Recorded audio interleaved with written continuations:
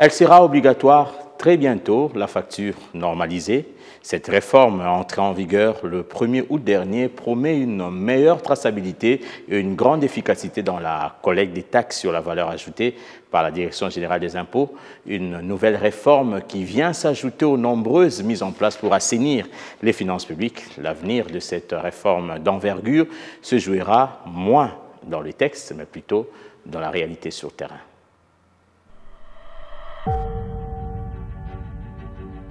À quelques jours de sa généralisation et de son entrée en vigueur obligatoire, la réforme de la facturation normalisée s'impose comme un levier ambitieux de transformation économique en République démocratique du Congo. Si elle promet une meilleure traçabilité et une plus grande efficacité dans la collecte de la taxe sur la valeur ajoutée par la Direction générale des impôts, sa mise en œuvre soulève de nombreux défis techniques et structurels, en particulier dans un tissu économique largement informel. Initiée par le décret du 3 mars 2023, la facturation normalisée repose sur l'utilisation obligatoire d'un dispositif électronique fiscal par toutes les entreprises assujetties à la taxe sur la valeur ajoutée. Prévue pour devenir effective à partir du 1er juillet dernier, cette réforme vise à élargir l'assiette fiscale, renforcer la transparence des transactions commerciales et sécuriser les recettes publiques, notamment celles issues de la taxe sur la valeur ajoutée. En RDC, le taux standard de la TVA est fixé à 16%, applicable à la consommation intérieure et aux importations, tandis qu'un taux de 0% s'applique aux exportations. Notre TVA ne rapporte que moins d'1 milliard et demi de dollars américains. Notre objectif est dans un premier temps de rehausser ces chiffres à 4 milliards pour aller plus loin et faire de la TVA l'un des impôts les plus importants de notre pays.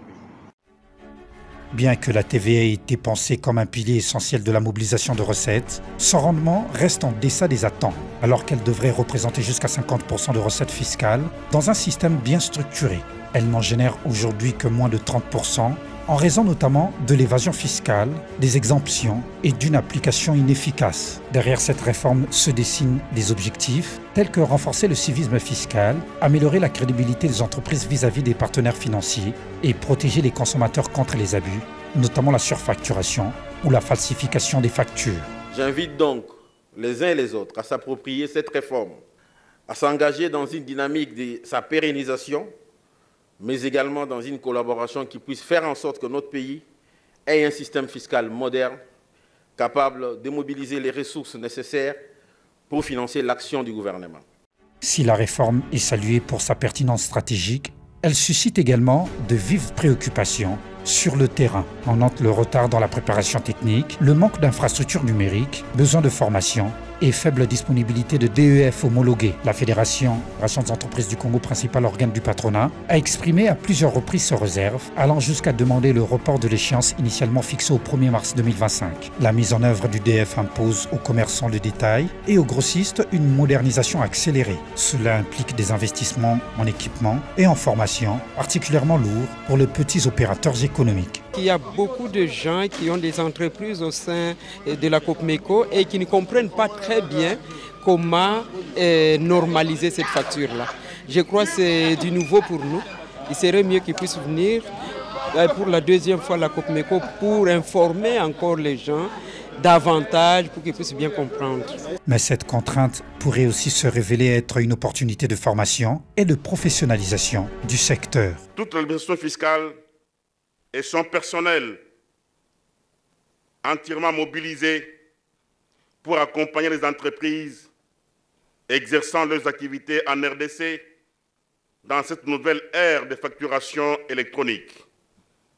Des mécanismes d'information, de sensibilisation, d'assistance et de soutien sont mis en place afin de permettre à chacune d'elles de se conformer aux exigences de cette réforme, tout en facilitant leur transition vers des pratiques plus modernes et transparentes. Selon la Direction générale des impôts, la facture normalisée devient ainsi un outil de contrôle dans un environnement souvent marqué par la surfacturation. Si les grandes entreprises se montrent généralement favorables à la réforme, les petites et moyennes entreprises redoutent une surcharge administrative et une inadéquation avec leurs capacités numériques actuelles. Création, organisation et fonctionnement du comité de suivi de l'implémentation du projet de mise en œuvre de la facture normalisée et des dispositifs électroniques fiscaux. Détermination des documents tenant lieu de la facture normalisée par des circulaires ministérielles relatives aux conditions d'émission. Dans les secteurs de la santé, le clinique et le laboratoire devront revoir entièrement leur système de gestion afin d'assurer la traçabilité des services et produits. Cette refonte nécessitera des investissements considérables, surtout pour les petites structures. Toutefois, certaines y voient déjà un moyen de simplifier leur comptabilité et de sécuriser leurs flux financiers. Reste que l'accès aux outils numériques demeure une condition incontournable. Dans l'agro-industrie, la réforme pourrait favoriser la formalisation progressive des chaînes de valeur agricoles. Pour l'heure, seule une minorité d'opérateurs impliqués dans la transformation et la grande distribution semble concernée.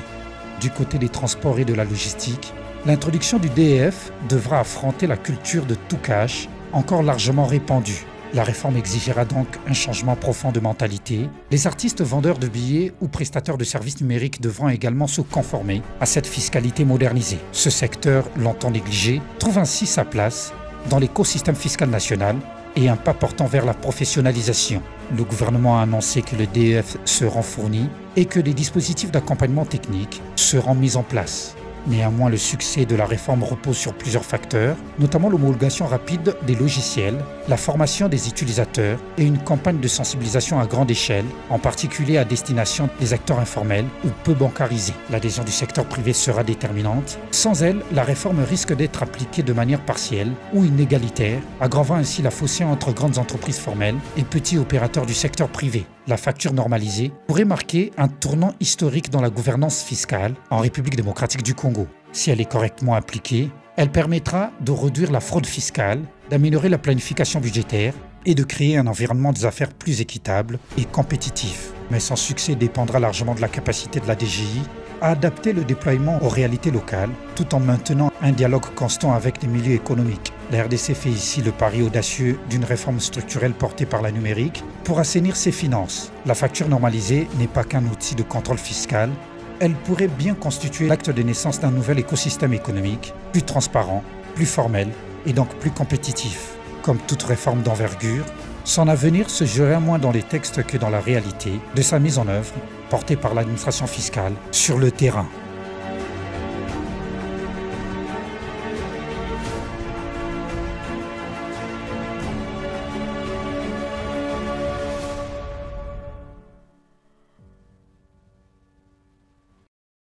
Monsieur Fedi Mukendi, réforme certes, mais qui nécessite beaucoup de travail avant sa mise en application obligatoire. Oui, il faut commencer quelque part. Si on ne commence pas, on ne commencera jamais.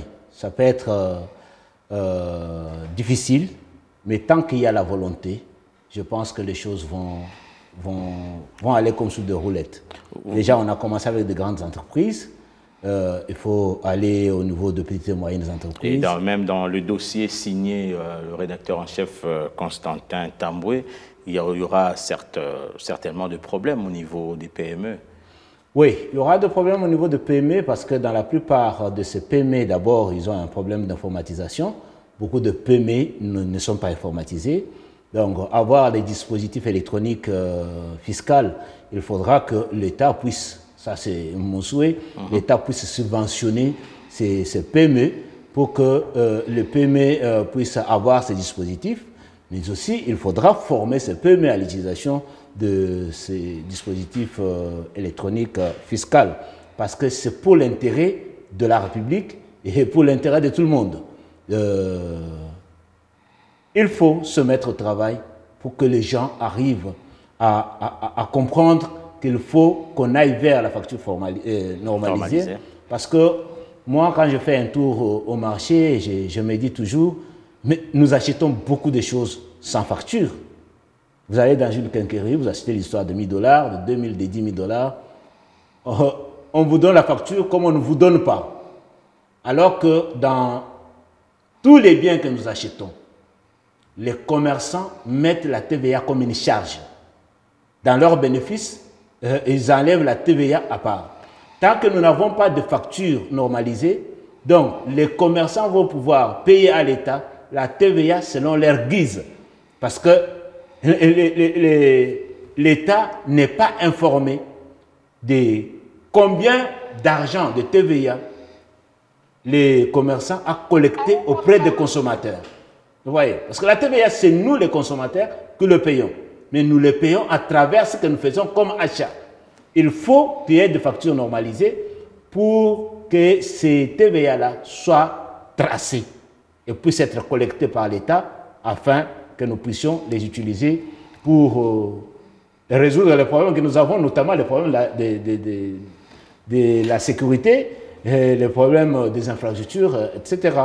Et renflouer les caisses de l'État, oui, le trésor public, mais il faut aussi lutter contre la corruption. Quel état des lieux vous faites de la lutte contre la corruption aujourd'hui? Au fait, la lutte contre la corruption, c'est un processus qui ne peut pas se terminer en un jour, même dans les pays développés. Mais je pense que la responsabilité revient aux différents partis politiques, ça revient aux églises, ça revient aussi à l'État de renforcer la lutte contre la corruption. Parce qu'après tout, si on collecte l'argent et que cet argent n'est pas affecté aux besoins de l'État, donc ça n'aura servi à rien. Moi, je donne l'exemple de mon parti politique. La semaine passée, on a passé presque 5 jours à former nos cadres, à leur dire que demain, vous serez dans la gestion de la chose publique. Il faut différencier les biens de l'État et les biens privés. Si vous voulez être riche, n'allez pas devenir ministre. Ne devenez pas DG. Si vous voulez être riche, il faut aller faire les affaires. Parce que quand vous devenez ministre, on ne vous payera jamais 100 000 $ le mois. Quand vous devenez député, on ne vous payera pas 50 000 $ le mois. Il ne faut pas alors vouloir devenir riche et construire 25 étages, construire 50 étages avec l'argent des contribuables congolais. Donc, c'est la responsabilité des partis politiques, des organisations de la société civile, mais aussi de l'État qui doit pouvoir sanctionner ceux qui détournent. Monsieur Fedi Mukendi, vous êtes acteur politique, membre du parti politique Union des valeurs tshisekédistes. C'est un parti allié à l'UDPS dans l'Union sacrée de la Nation. C'est toujours un plaisir de vous recevoir sur ce plateau. Merci beaucoup, M. Alain. Merci à Biwan. Merci de m'avoir invité.